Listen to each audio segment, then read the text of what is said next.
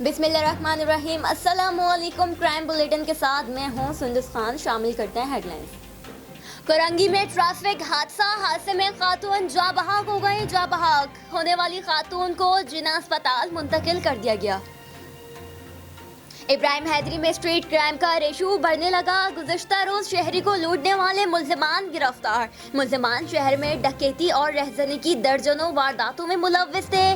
गिरफ्तार मुल्ज़िमान के कब्जे से चोरी शुदा 5 मोटरसाइकिलें बरामद करके मुकदमा दर्ज कर लिया गया। एसएसपी ईस्ट साजिद सदुज़ई ने 4 अगस्त यौम शहदा के हवाले से शहदाए पुलिस को खराज तहसीन पेश किया। शहीद होने वाले पुलिस अफसरान और अहलकारों की वर्सा को तोहफे भी दिए गए। तकरीब में एसओपीज़ का ख्याल भी रखा गया। शहदा की याद में शमें भी रोशन की गई। एसएसपी ईस्ट का कहना था कि शहीद के लवाहिकीन की हर जायज़ और मुमकिना मदद करने के लिए तैयार हैं और शहीद हमेशा अवाम के दिलों में जिंदा रहेंगे।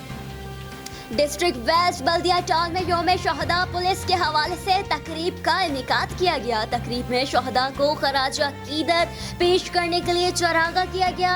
शारे अली मार्केट सईदाबाद में दोपहर के वक्त कुरान खानी का एहतमाम भी किया गया। फिलहाल इतना ही।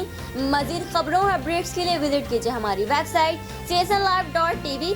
इसके अलावा आप हमें फेसबुक और ट्विटर पर भी ज्वाइन कर सकते हैं। देखते रहिए CSN।